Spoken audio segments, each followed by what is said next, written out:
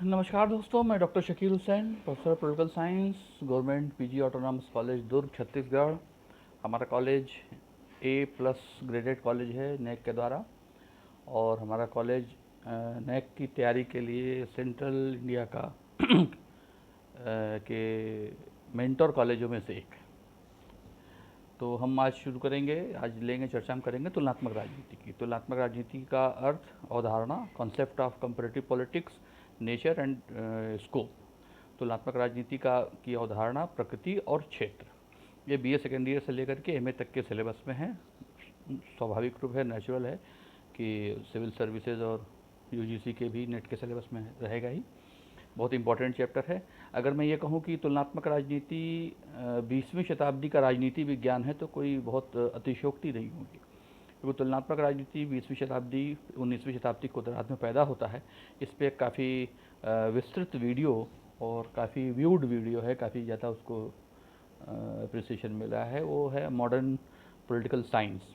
इस नाम से एक हमने आधुनिक राजनीति विज्ञान नाम से एक वीडियो बनाया है, जो लगभग 35 से 40 मिनट का है, यूट्यूब में है। उसको ज़रूर देखिए, और अच्छा लगे तो मेरा चैनल को सब्सक्राइब भी करिए और बेल आइकन भी दबाइए, जिससे आगे का नोटिफिकेशन आपको मिल सके। उस वीडियो के बारे में मैं इसलिए कर रहा हूँ कि तुलनात्मक राजनीति क्या है ये जानने से पहले तुलनात्मक राजनीति क्यों है, उसका बैकग्राउंड क्या है। तुलनात्मक राजनीति जो 20वीं शताब्दी का राजनीति विज्ञान है, अपने पहले के राजनीति विज्ञान से काफ़ी अलग है। पहले का राजनीति विज्ञान जो हम 3 खंडों में पढ़ते हैं, एंशिएंट प्राचीन राजनीति विज्ञान, मध्यकालीन और आधुनिक। आधुनिक राजनीति विज्ञान को मैं मानता हूँ ये 19वीं शताब्दी तक है। 20वीं शताब्दी का राजनीति विज्ञान को मैं समकालीन राजनीति विज्ञान कहता हूँ। कंटेम्प्रेरी पॉलिटिकल साइंस है, जो मॉडर्न पॉलिटिकल साइंस के नाम से हालांकि वो वीडियो बना है, लेकिन कंटेम्प्रेरी पॉलिटिकल साइंस है, अभी का राजनीति विज्ञान है। और यह राजनीति विज्ञान आनुभविक है, एम्पेरिकल है।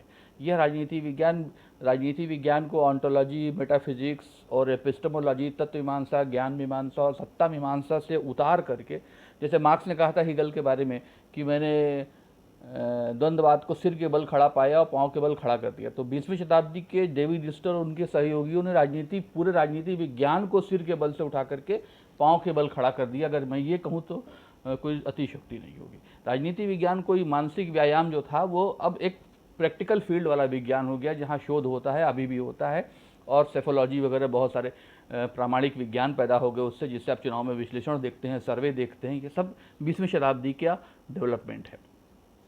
संक्षेप में आपको हम बता दें, 19वीं शताब्दी के पूर्वार्ध में 2 बातें महत्वपूर्ण है तुलनात्मक राजनीति विज्ञान के पैदा होने के लिए, जिसको हम आधुनिक राजनीति विज्ञान या कंटेम्प्रेरी पॉलिटिकल साइंस कहते हैं।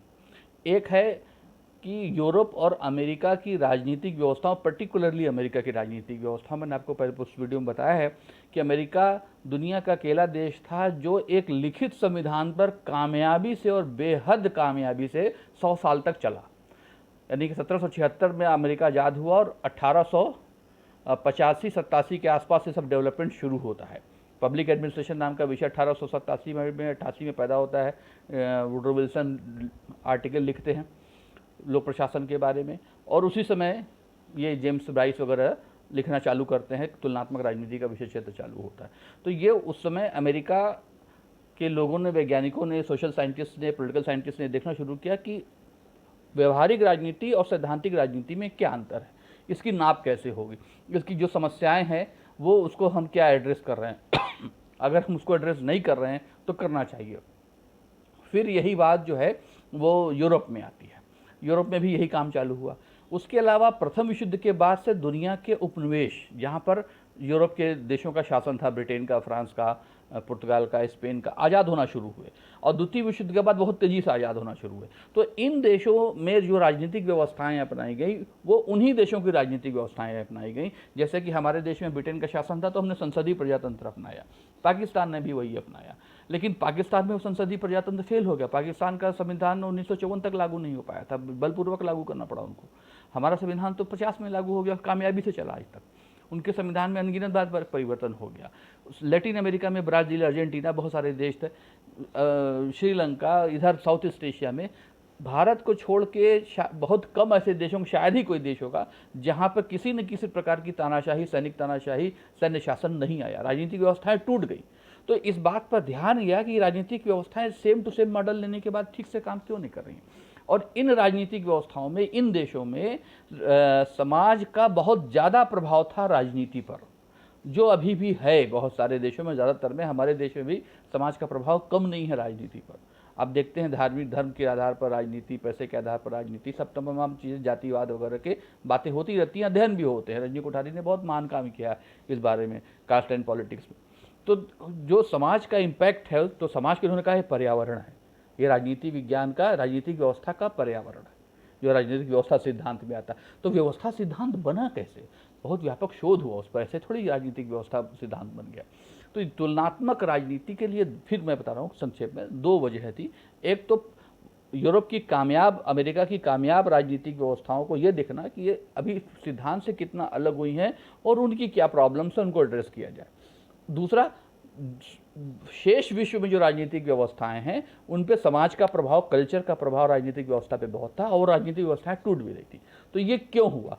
जब इसका अध्ययन हुआ तो राजनीतिक समाजीकरण, राजनीतिक भर्ती, राजनीतिक आधुनिकीकरण, राजनीतिक विकास, इस तरह के सिद्धांत डेवलप हुए। संरचनात्मक प्रकारात्मक सिद्धांत, आगत निर्गत सिद्धांत, input output theory, structural functional theory, इस तरह के थ्योरीज सामने आई। डिसीजन मेकिंग थ्योरी, अंतर्राष्ट्रीय राजनीति में गेम थ्योरी, हर विषय में बेपनाह काम हुआ। तो ये जो 20वीं शताब्दी का राजनीति विज्ञान है, ये 19वीं शताब्दी तक के राजनीति विज्ञान से काफ़ी अलग है अध्ययन की पद्धति के बारे में। यह एम्पेरिकल स्टडी है। इस पर भी हमारा एक वीडियो है, अभी हम उसको 1-2 दिन में अपलोड करेंगे उसको वो भी आप देखिएगा कि पद्धति विज्ञान क्या है राजनीति विज्ञान की। तो ये आधुनिक पद्धति है, एम्पेरिकल स्टडी है। अब ये हुई 20वीं शताब्दी में, इस प्रकार का राजनीति विज्ञान शुरू होता है, जिसमें बहुत सारे नाम आएंगे जो व्यवहारवाद में आएंगे। सुबह एक बार संक्षेप में हल्का सा दोहरा दे रहा हूँ। Charles Merriam, Harold Lasswell, Graham Wallas, आपके David Apter, Truman, Robert Dahl, इन लोगों ने लंबा काम किया। सबसे बड़ा नाम डेविड ईस्टन का है, अमरनेंट पावेल, सिडनी बर्बा, कोलमैन, ये तुलनात्मक राजनीति में हेल्वे जैगवेराइब, ये सब तमाम नाम आते जाएंगे। इन्होंने जो काम किया, हमको तुलनात्मक राजनीति पढ़ते। अब हम आते हैं मूल विषय की, तुलनात्मक राजनीति की अवधारणा और विषय क्षेत्र।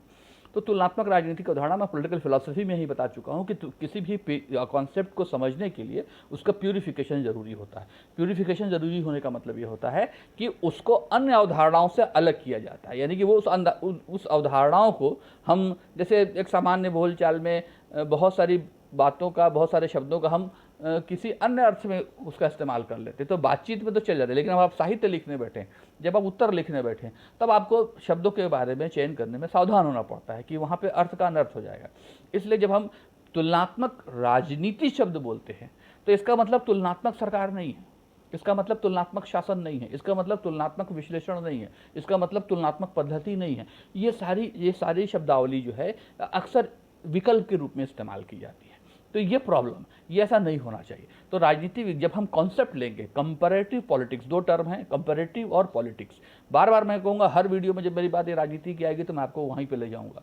जो पॉलिटिकल साइंस का BA फर्स्ट ईयर का कॉन्सेप्ट है, वो वही असली है जो इसी तुलनात्मक राजनीति और आधुनिक राजनीति विज्ञान ने दिया, जो डेविड ईस्टन उनके सहयोगों ने दिया, जिसमें सबसे बड़ा योगदान प्रोफेसर हैरोल्ड लॉसवेल का है। Who gets what, when and how, किताब का नाम है उनकी। Power and personality, psychopathology and politics. अब पॉलिटिक्स की साइकोपैथोलॉजी क्या होगी? तो ये सब जो सत्ता पे उन्होंने मीमांसा किया, लॉसवेल ने तो गजब का काम किया। तो ये जो तुलनात्मक राजनीति में फिर राजनीति के अर्थ को हमेशा आसान है। राजनीतिक गतिविधि, political activity, political behaviour, political process. अब इसमें पावर अपने आप आ जाएगा। मैं पावर अलग से किताबों में आपको अलग से मिलेगा कि आधुनिक राजनीति विज्ञान मतलब पावर, सत्ता तो केंद्र में है, लेकिन इस सत्ता के लिए क्या है? राजनीतिक गतिविधि, पॉलिटिकल एक्टिविटी, पॉलिटिकल बिहेवियर और पॉलिटिकल प्रोसेस। ये सिर से नख तक कुछ नहीं बचता है, सब कुछ सारी राजनीतिक, कुछ भी राजनीति के बारे में आप कहेंगे इस एक शब्द से परिभाषित हो जाएगा, पॉलिटिकल प्रोसेस, राजनीतिक प्रक्रिया। अब इसमें क्या जुड़ा? कंपैरेटिव, तुलनात्मक। इस शब्द का हुआ राजनीतिक, पॉलिटिक्स का अर्थ हुआ सॉरी, तुलनात्मक राजनीति। अब तुलनात्मक में शब्द जुड़ गया, इसका मतलब इसकी तुलना होनी है। तो तुलनात्मक सरकार या शासन का अर्थ हुआ व्यवस्थापिका, कार्यपालिका, न्यायपालिका का तुलनात्मक अध्ययन। ठीक है, ज़्यादा से ज़्यादा उसकी संरचनाओं का तुलनात्मक अध्ययन। इसके बाद ये तुलनात्मक पद्धति, तुलनात्मक विश्लेषण, ये सब तुलनात्मक, ये पद्धति विश्लेषण तो मेथडोलॉजी है, ये अपने आप में कोई शास्त्र नहीं है। तुलनात्मक पद्धति, पद्धति मतलब मेथडोलॉजी। तुलनात्मक विश्लेषण राजनीति का नहीं, किसी भी चीज़ का एनालिसिस हो सकता है, कंपैरेटिव एनालिसिस हो सकता है। तुलनात्मक राजनीति के सबसे नज़दीक जो शब्द है, जो ज़्यादातर इस्तेमाल किया जाता है इसके लिए, वो तुलनात्मक सरकार या तुलनात्मक शासन। सरकार के 3 अंग होते हैं। अब 3 अंग के संरचनाओं का भी तुलनात्मक अध्ययन कर लिए, लेकिन फिर भी वो संकीर्ण अध्ययन कहा जाएगा। क्यों? क्योंकि ये केवल सरकार के, गवर्नमेंट के कंपोनेंट, सरकार के अंगों का, सरकार के विभागों का तुलनात्मक अध्ययन हुआ। वो भी तुलनात्मक अध्ययन करने जाएंगे तो आपको किसी 1-2 विभाग को लेना पड़ेगा। तुलनात्मक राजनीति इससे व्यापक शब्द है। अब राजनीति की बहुत ही सुंदर और लाजवाब परिभाषा वो दिया है माइकल कर्टिस ने। मतलब ये परिभाषा, जो आगे 2 परिभाषा और बताऊंगा आपको, इसी में हमको लगता है 20-25 मिनट लग जाएगा, कि तुलनात्मक राजनीति की जो परिभाषा है, इसके शब्द पढ़ के वैसे ही मन में भाव आता है, मन प्रसन्न होता है कि जैसे कोई हिंदी साहित्य, संस्कृत साहित्य का या उर्दू साहित्य का कोई प्रोफेसर है या कोई टीचर है, जो उसके या कवि के भाव को समझ के खुश होता है, अरे क्या बात लिखा है। अब वैसे ही माइकल कर्टिस ने राजनीति की परिभाषा दिया है। मैं आपको बताता हूँ, चाहे तो आप लिख सकते हैं। और वो एक परिभाषा ऐसी है कि एक परिभाषा पे पूरा लेक्चर हो सकता है। वो कहते हैं राजनीति सत्ता, ध्यान से सुनिए, राजनीति सत्ता और उसके प्रयोग के सुव्यवस्थित विवाद से, राजनीति सत्ता और उसके प्रयोग के सुव्यवस्थित विवाद में प्रतियोगी मूल्यों, हितों और व्यक्तियों में से कुछ का चयन है। अब ये पूरी डेमोक्रेसी की परिभाषा, पूरी डेमोक्रेटिक प्रोसेस की परिभाषा इसमें आ गई। सत्ता के प्रयोग, जो भी राजनीति होती है सत्ता के लिए होती है, सत्ता के इर्द गिर्द होती है, उसमें सत्ता केंद्र में होती है। सत्ता के प्रयोग के सुव्यवस्थित विवाद यानी अवश्यंभावी है। इसलिए लोकतंत्र को कुछ विद्वानों ने यह कहा है, कुछ विद्वान ने, कि लोकतंत्र संघर्षों का उत्सव है।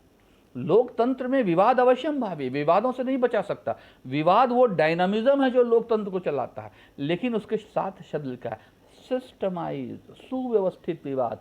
चुनाव होता है तो क्या मारपीट होती है? चुनाव में लोग एक दूसरे को बुरा भला कहते हैं, आलोचनाएं करते हैं, गड़े मुर्दे उखाड़ते हैं, लेकिन ये सब एक दायरे के तहत होता है, एक नियम कायदे के तहत होता है, आचार संहिता के तहत होता है।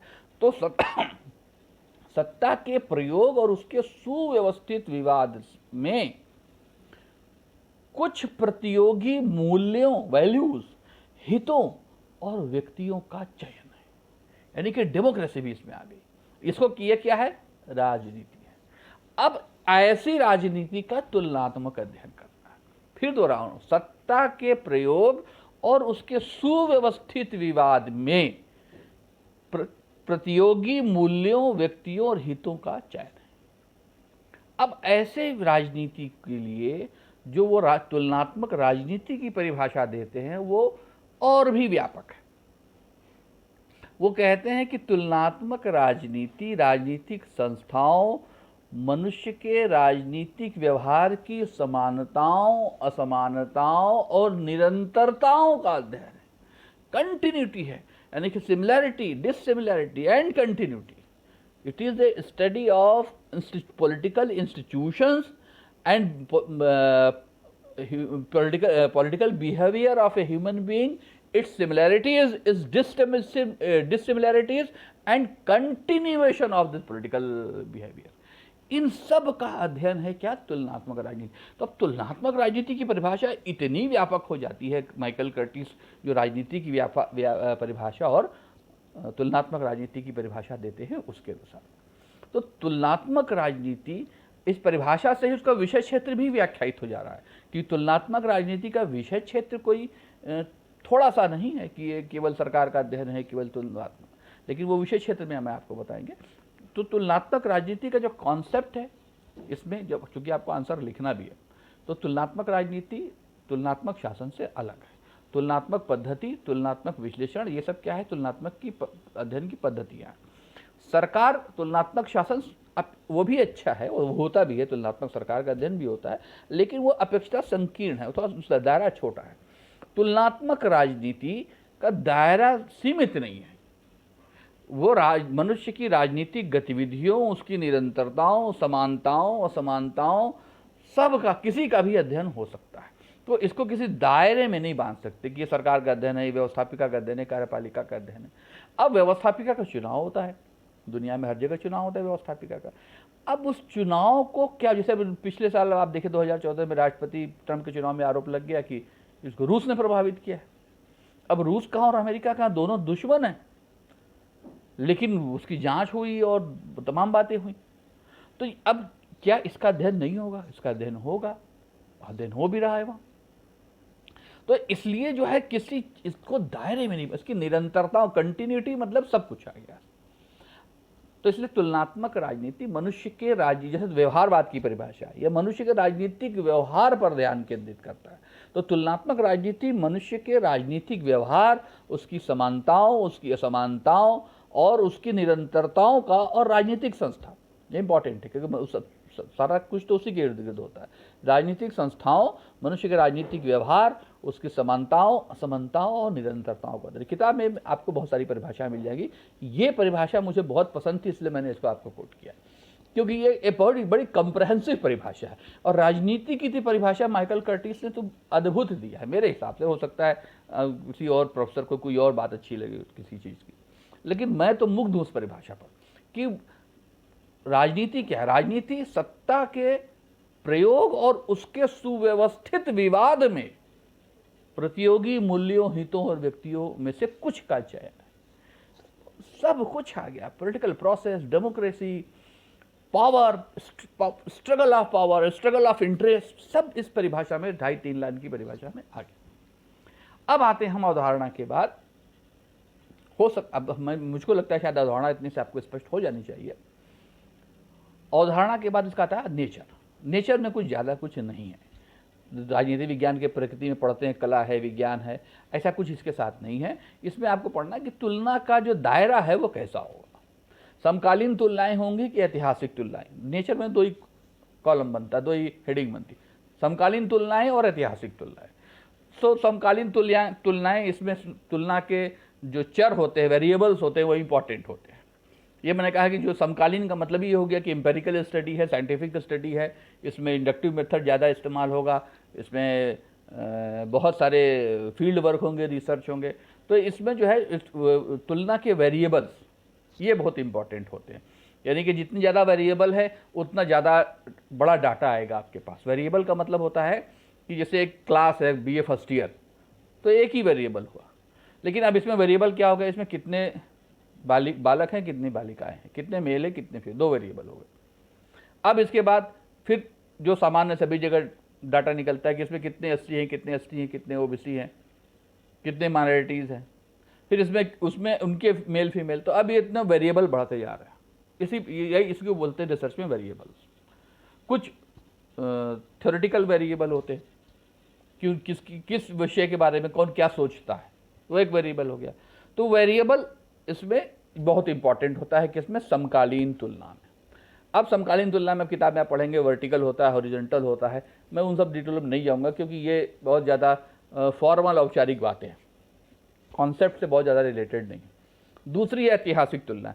ऐतिहासिक तुलना में डिडक्टिव मेथड का प्रयोग ज़्यादा होता है और मतलब ऐतिहासिक जो वेरिएबल्स होते हैं ऐतिहासिक होते हैं कि अशोककालीन प्रशासन का अकबर के प्रशासन से तुलनात्मक अध्ययन, या 18वीं शताब्दी के ब्रिटिश संसद का अमेरिकी 19वीं शताब्दी की अमेरिकी कांग्रेस से अध्ययन, 19वीं शताब्दी की ब्रिटिश पार्लियामेंट का संसदीय अध्यक्षीय शासनों का 19वीं शताब्दी का अध्ययन।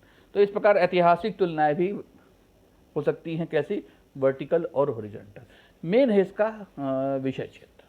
तो विषय क्षेत्र भी बहुत, विषय क्षेत्र के बारे में हम आपको संक्षेप में चर्चा कर चुके हैं कि तुलनात्मक राजनीति का विषय क्षेत्र, जी के रॉबर्ट्स कहते हैं कि तुलनात्मक राजनीति की मुख्य समस्या है इसके सीमाओं का निर्धारण करना, ये कहाँ से कहाँ तक है। और ये इतना ज़्यादा विकसित हो रहा है कि कई विद्वान तो कहते हैं, एक विद्वान है इनका नाम है स्प्रेंगलर, ये कहते हैं कि ये व्यवहारवादी अध्ययनों का अंधा द्वीप है, the blind island of behavioural studies. ये कहाँ खत्म होगा जाकर ये कुछ पता ही नहीं है। बस व्यवहारिक अध्ययन के नाम पर आप अध्ययन करते जाइए, और व्यवहार के नाम पर आप इकोनॉमिक्स में चले जाइए, आप सोशोलॉजी में चले जाइए, आप एंथ्रोपोलॉजी में चले जाइए, आप किसी भी विषय में चले जाइए, बोलिए हम व्यवहारिक अध्ययन कर रहे हैं। तो ये कई बार तो ये अध्ययन पॉलिटिकल स्टडी भी नहीं रह जाता। तो ये इतना दूर जाने का ज़रूरत नहीं है। इस खतरे के लोग तो आगाह करते हैं। एक है जूडोवस्की, जूडोवस्की, जो कहते हैं कि ये खतरनाक अनुशासन बन गया, एक खतरनाक सब्जेक्ट बन गया, क्योंकि ये सब्जेक्ट तो इंक्रोचमेंट करता है दूसरे सब्जेक्ट्स में व्यवहारिक अध्ययन के नाम पर। तो ये तुलनात्मक राजनीति का विषय क्षेत्र के साथ दो बातें हैं। एक तो विषय क्षेत्र इसका निर्धारण करना मुश्किल है, ये एक प्रॉब्लम बन जाती है अपने आप में। तो तुलनात्मक राजनीति का विषय क्षेत्र संकुचित नहीं है बल्कि व्यापक दृष्टिकोण है। तो इसीलिए इसके तीन दृष्टिकोण बनते हैं, एक परंपरागत दृष्टिकोण, एक आधुनिक दृष्टिकोण और तीसरा समकालीन दृष्टिकोण। परंपरागत दृष्टिकोण वही है जो 19वीं शताब्दी के अंत में जेम्स ब्राइस और 1865 में वाल्टर वेजहार्ट ने इंग्लिश कॉन्स्टिट्यूशन लिख करके किया था। जेम्स ब्राइस वगैरह ने अमेरिकन वगैरह के बारे में, इंस्टीट्यूशंस के बारे में, अमेरिकन कॉमनवेल्थ वगैरह लिखा, और वहाँ से अमेरिकी संस्थाओं का तुलनात्मक अध्ययन शुरू हुआ। तो परंपरागत अध्ययन में तुलनाएं ऐतिहासिक हो सकती हैं और केवल संस्थानिक लीगल अप्रोच ज़्यादा रहता था कि संसद का तुलनात्मक अध्ययन, संसद बहुत आधुनिक अध्ययन हुआ तो संसद की समितियों का तुलनात्मक अध्ययन, अपर हाउस का तुलनात्मक अध्ययन, लोअर हाउस का तुलनात्मक अध्ययन, प्रेसिडेंट का तुलनात्मक अध्ययन, संसदीय कार्यपालिकी व्यवस्था, अध्यक्षीय व्यवस्था का तुलनात्मक अध्ययन। तो जो परंपरागत अध्ययन में अध्ययन की इकाई जो है वो अपेक्षित ऐतिहासिक ज़्यादा होती थी और फॉर्मल होती थी, औपचारिक। जैसे दो देशों का संविधान पढ़ लिया, तुलनात्मक अध्ययन कर दिया। जैसे लोकतंत्र का घर ब्रिटेन को भी कहा जाता है और बहुत सारे लोग स्विट्जरलैंड को भी मानते हैं। तो ब्रिटेन और स्विट्जरलैंड के संविधान का अध्ययन को, तो न ब्रिटेन गए न स्विट्जरलैंड का संविधान उठाया, पढ़ा और धाराओं का तुलनात्मक अध्ययन कर दिया। इसी प्रकार अध्यक्षीय शासन अमेरिका का ले लिया, किसी दूसरे देश का अध्यक्षीय शासन, संविधान का तुलनात्मक अध्ययन कर दिया। बहुत से ज़्यादा हुआ वहाँ की राजनीतिक व्यवस्था का, बहुत ज़्यादा हुआ तो वहाँ के राजनीतिक दलों का तुलनात्मक अध्ययन। राजनीतिक दलों का तुलनात्मक अध्ययन के लिए वहाँ जाना भी जरूरी नहीं, यहाँ की जो लिटरेचर अवेलेबल है उसको पढ़ा और तुलनात्मक अध्ययन कर दिया। इस प्रकार के जो तुलनात्मक अध्ययन होते हैं इनको हम कहते हैं परंपरागत, ट्रेडिशनल काइंड ऑफ स्टडी, परंपरागत तुलनात्मक अध्ययन। इसके बाद जो आधुनिक तुलनात्मक अध्ययन आता है, ये व्यवहारवादी अध्ययन है, जो असल में असली तुलनात्मक राजनीति है। ये इम्पेरिकल है, यह अनुभववादी है, अनुभव पर ध्यान देता है। अब आप देखेंगे, आप लोगों को पता नहीं कितने लोगों को पता है, जो दिल्ली वगैरह में रहते हैं जानते होंगे, जो बड़े विश्वविद्यालयों में पढ़ते हैं, अमेरिका में हार्वर्ड से, मिशिगन से, येल यूनिवर्सिटी से एमए का डिजर्टेशन लिखने बच्चे जो है वो दिल्ली नगर निगम पे डिजर्टेशन, हम लोग रिसर्च पेपर देखते हैं, पढ़ते हैं, तो हमको उस तरह के रिसर्च पढ़ने को मिल जाते हैं कि वहाँ की पीजी के बच्चे डिजर्टेशन करने और यहाँ के कई लोगों से बहुत अच्छा काम करके चलेगा। अब छत्तीसगढ़ की राजनीति में मैंने लुई टिलिन ने लिखा है। अब ये छत्तीसगढ़ में हम जो प्रोफेसर हैं उन्होंने क्या कम लिखा है, कुछ लिखा नहीं है। लुई टिलिन ने लिख दिया, कब आए कब गए कुछ पता नहीं। तो बिहेवियरल आधुनिक अध्ययन जो है वो बिहेवियरल अप्रोच पे काम करता है। ये फील्ड में जाता है, फील्ड में डाटा कलेक्ट करता है, सर्वे करता है, इंटरव्यू करता है और प्रॉब्लम का सही सोल्यूशन देने की कोशिश करता है। कई बार सोल्यूशन संभव नहीं होता तो प्रॉब्लम को सही सही एड्रेस करता है। राज्य राजनीति के क्या तत्व है ये उन्होंने लिखा है लुई टिलिन ने। तो स्टेट पॉलिटिक्स से बहुत कम, अभी भी बहुत कम काम हुआ है। तो ये आधुनिक जो तुलनात्मक राजनीति में जो आधुनिक अप्रोच है, तीन अप्रोच है, परंपरागत, आधुनिक, समकालीन, ट्रेडिशनल, मॉडर्न, कंटेम्प्रेरी। तो ट्रेडिशनल बताया आपको संविधानों का अध्ययन, राजनीतिक दलों का अध्ययन, नौकरशाही का अध्ययन, वो कहीं जाए बिना वो किताब उठा के पढ़े और अध्ययन करके तुलनात्मक आपने रिपोर्ट दे दिया। बहुत गए हुआ तो एक आध बार इंटरव्यू ले लिए और हो गया, वो ज़्यादा तो उसको परंपरागत अध्ययन में ही आते। आधुनिक अध्ययन में राजनीतिक व्यवहार पर केंद्रित होता है, उसके फील्ड वर्क पे एम्पेरिकल रिसर्च होता है। अब इसमें जाने से क्या हुआ हम उसको दोहराना नहीं चाहते क्योंकि व्यवहारवाद में फिर वो आपको बात बासी लगने लगेगी जब व्यवहारवाद को पढ़ाएं। व्यवहारवाद, उत्तर व्यवहारवाद का ऑलरेडी लेक्चर अवेलेबल है मेरा यूट्यूब में काफ़ी डिटेल में। तो व्यवहारवाद वही उस बात को फिर उसमें दोहराया, उसमें मतलब आपको बोर हो जाएंगे। व्यवहारवाद जो आधुनिक अध्ययन है, इसको आगे बढ़ाने में इतना व्यवहारवादी हो जाता है तुलनात्मक राजनीति कि मूल्यों को एकदम बाहर कर देता है कि कोई वैल्यू लोड नहीं होना चाहिए। अब वैल्यू, मनुष्य तो भावनात्मक प्राणी है, वैल्यू के बिना कोई काम ही नहीं करता है। उसके तो कोई ना कोई आदर्श रहेंगे, भले समाज में अगर 100 में 100 लोग झूठ बोल रहे हैं, फिर भी अगर उन 100 लोगों का आदर्श यही रहेगा कि सदा सत्य बोलना चाहिए, तो हमेशा जो लक्ष्य होता है वो वैल्यू लोडेड होता है। तो उत्तर व्यवहारवाद ने माना कि वैल्यू को, मूल्यों को उससे निकाला नहीं जा सकता रिसर्च से। तो आधुनिक दृष्टिकोण की सबसे बड़ी प्रॉब्लम, तो समकालीन दृष्टिकोण जो है ये उत्तर व्यवहारवादी दृष्टिकोण है। जो समकालीन दृष्टिकोण है मानता है कि परंपरागत अध्ययन पूरी तरह अनुपादेय नहीं है। अगर आपको पॉलिटिकल थ्योरी पे कोई रिसर्च करना है तो पॉलिटिकल थ्योरी में तो आपको परंपरागत अध्ययन पद्धति को लेना ही होगा ना। अब आप प्लेटो के बारे में फील्ड में क्या रिसर्च कर सकते हैं जाके? आप बड़े बड़े विद्वानों का इंटरव्यू करेंगे, विद्यार्थियों का इंटरव्यू करेंगे, सर्वे करेंगे, किसी उनके कॉन्सेप्ट के बारे में भी लोगों की क्या राय है, रेलिवेंट है कि नहीं है, यही कर सकते हैं। लेकिन जो उसका असल है, उसकी एंटोलॉजी है, उसका एपिस्टेमोलॉजी है, तो उसके बारे में तो आप हमको करना ही पड़ेगा परंपरागत अध्ययन का सारा। तो समकालीन दृष्टिकोण जो है वो सम्मिश्रित दृष्टिकोण को लेकर चलता है, आधुनिक और समकालीन दोनों दृष्टिकोणों को आवश्यक मानता है। ये मानता है कि बगैर व्यवहारवादी अध्ययन, बगैर अनुभविक अध्ययन के, बगैर अंतर्विषयात्मक अध्ययन के हम अध्ययन के न तो क्षेत्र को बढ़ा सकते हैं और न तो सही अध्ययन कर सकते हैं। लेकिन इसमें मूल्यों की भूमिका है और इसमें परंपरागत अध्ययन पद्धति को पूरी तरह हम बाहर नहीं कर सकते। तो एक बार रिकैप कर देते हैं तुलनात्मक राजनीति की अवधारणा। एक तो पहले आप संक्षेप में ये जरूर बताइएगा जब आंसर लिखेंगे 2 लाइन 3 लाइन में कि 19वीं शताब्दी में के उत्तरार्ध में वाल्टर वेजहॉर्ट, जेम्स ब्राइस वगैरह की किताबों से ये शुरू हुआ और बाद में ईस्टर्न, ग्राहम बेलास, आपके चार्ल्स मेरियम, हेरोल्ड लॉसवेल, इन लोगों के माध्यम से यह, इनकी रचनाओं से आगे बढ़ा। उसके बाद तुलनात्मक शासन, तुलनात्मक सरकार और तुलनात्मक राजनीति, तुलनात्मक, इसमें तीनों में अंतर बता के तुलनात्मक राजनीति में पहले राजनीति की परिभाषा माइकल कर्टिस की, फिर उस राजनीति की परिभाषा को थोड़ा सा व्याख्यायित करके फिर तुलनात्मक राजनीति की परिभाषा माइकल कर्टिस की, एक आध परिभाषा राल्फ ब्रबेंटी वगैरह की आप और लिख लीजिएगा। कम से कम 2-3 परिभाषा रहनी चाहिए, कम से कम 2 रहनी चाहिए। तो आपको 600 शब्द में लिखना है, इतने में 150-200 शब्द हो गया, 200 से ज़्यादा शब्द हो गया। उसके बाद प्रगति और उसका विषय क्षेत्र। प्रगति में ऐतिहासिक तुलनाएं, समकालीन तुलनाएं दोनों ऊर्ध्वाधर होती हैं, क्षैतिज